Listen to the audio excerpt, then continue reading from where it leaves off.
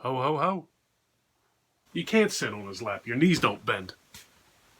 What's up, YouTube? This is your boy John from Project Ellsworth, and I am back with you today to give you my review of the 1984 film Silent Night, Deadly Night. You gotta be tired of getting cold.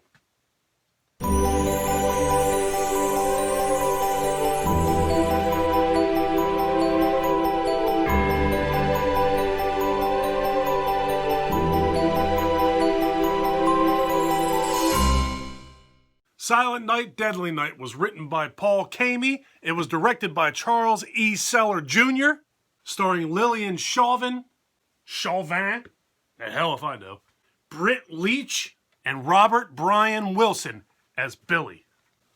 Punished.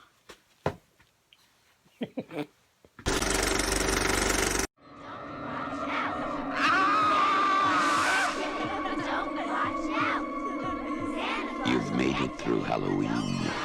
Now try and survive Christmas. Silent Night. Deadly Night. So our story begins with a family of four visiting Grandpa at the Utah mental facility. You got Mom, you got Dad, you got baby Ricky, and you got 5-year-old Billy. When the family arrives, Grandpa's just sitting in a chair by himself, staring off out into outer space. Or off into space. Just looking. Just blank, looking forward, ain't talking to nobody. Eventually a doctor comes into the room and he tells him, "Hello, I have your father's records in my office. If you just would like to go discuss his progress or lack thereof or discuss his state of mind, come with me to my office and we'll go over and we'll talk about things." So Mom, Dad, and baby Ricky take off to the doctor's office and they leave Billy alone with crazy ass Grandpa. It's a bad idea. Mom just smiles and looks at Billy and goes, "Grandpa ain't gonna hurt you." As soon as Mom, Dad, Ricky, and the doctor walk away, crazy ass Grandpa turns his head, looks right at Billy, and smiles. And Billy tries to call out to his mom, but Grandpa grabs a hold of his arms and says, "They can't help you. No one can. Christmas Eve is the scariest damn night of the year." Why does Grandpa sound like them doppelganger things from Us? When the shadow was hungry, she had to eat rabbit, raw and bloody. On Christmas, the girl received wonderful toys. Well, actually, I guess the doppelganger things from Us would sound like Grandpa, because this movie was made about 35, 36 years before Us was. Who cares? Then Grandpa, the bundle of joy or happy guy that he is, tells Billy, "Santa only brings presents to them that's been good all year." The accent is terrible. And all the other ones, all the naughty ones, they get punished. Then Grandpa tells Billy, "If you see Santa tonight, you better run for your life. Run for your lives!" And then on the way home, Billy tells his mom and dad what Grandpa said. Mom just blows it off. She says, "Your grandfather's an old kook. He doesn't know what he's talking about." Then Billy tells him that he doesn't want Santa to come this year. He also tells his mom, "You shouldn't talk about Grandpa like that because that's being naughty. And if you're naughty, you get punished." And now we jump over to a convenience store where we see a guy dressed in a Santa suit walk in the front door to rob the joint. He pulls out a gun, points it at the clerk. The clerk pulls out his own gun, and the clerk winds up getting shot in the chest twice, and then he gets one between the eyes. What the hell's going on? Then Santa reaches behind the counter, grabs the money, and realizes that he just killed this dude for $31. Goes outside, jumps in his red car, and hits the bricks. The next thing we see is Billy's family in their car approaching a broken down red car with a guy dressed like Santa Claus standing next to it, flagging them down. Can't imagine who that'd be. Merry f***ing Christmas. Billy's yelling out for his dad to stop, but of course he doesn't stop. He stops the car, tries to help Santa. As Santa is approaching the car, he starts to talk to him, pulls out his handgun. Dad throws the car in reverse, the car spins around and goes into a ditch. All the while, Santa is firing his piece into the car. Now, dead Dad falls out of the car onto the concrete. Billy jumps out of the car and heads over to the ditch. Mom is laying there seemingly dead. She's not moving at all. But when Santa Claus opens the door, Mom starts to flip out. She jumps out of the car. So now everybody's out of the car. Dad's dead. Billy is in the weeds. Mom's laying on the ground with Santa Claus on top of her, and little Ricky's in the back seat screaming. Now Santa rips Mom's blouse open, revealing her boobs, because it's an 80s horror movie. And then after he does that, she slaps him, he punches her in the face, then he slits her throat. And little Billy was in the weeds and saw the whole thing happen. Santa stands up, walks over into the middle of the street, and yells, "Where you at, you little bastard?" Then we get a montage of dead parents and babies screaming, and then we jump to 1974. It's about 3 years later. Now we're at St. Mary's Home for Orphan Children.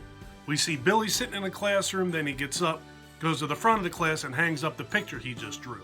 Unfortunately, it's a picture of a dismembered Santa Claus, and Billy gets sent to the principal's office for punishment. The principal is a mean old religious penguin named Mother Superior, and she punishes Billy every second that she gets a chance.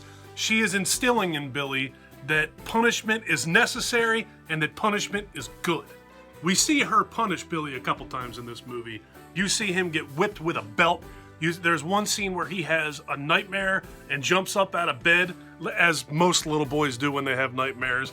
And because he runs out of bed, she brings him back into the room and she ties him to the bed. There's even one scene in this movie, as if this kid has not been traumatized by Santa enough in his life. He watched Santa Claus kill his parents, for God's sakes. She even goes and she knows that happened. She goes as far as to take Billy and force him to sit on Santa's lap. And how do you think that went? What do you think happened? Billy punched Santa right in the face. I would probably do the same thing. Now we jump ahead to 1984. Billy is now 18 years old, and he looks like a younger, thinner Tommy Morrison from Rocky V. He was actually Tommy Gunn in Rocky V. Dude's real name is Tommy Morrison. That's who Billy looks like. We immediately see Billy get a job at Ira's toy store. Everything's going great for Billy. At this point, we get a really cool 80s montage. Everything's going great for Billy until he meets the store's token asshole. And then things start to take a turn for the worse for Billy. And then the unspeakable happens, actually. The guy who plays Santa so that the kids can get their pictures taken on Santa's lap broke his ankle. And who do you think they make put on that Santa suit? Clearly, Ira has no knowledge of Billy's past. I'm sure it'll be fine. So that's like a rough outline of the first third of this movie. I'm going to go ahead and assume that most of you have already seen this movie, and for those of you who haven't, I'm pretty sure you can figure out where this thing goes from here. It's not a family movie. Silent Night, Deadly Night has just about all of the great stuff that we horror fans loved about the movies that were made in the 80s. There's tons of gratuitous nudity in this movie.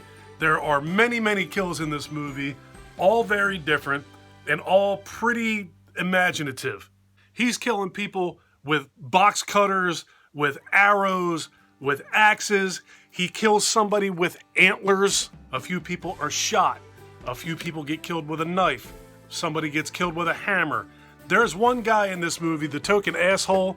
He actually gets strung up by Christmas lights. And Billy performs like a tremendous feat of strength. He wraps Christmas lights around the dude's head and picks him up with his hand and hangs him.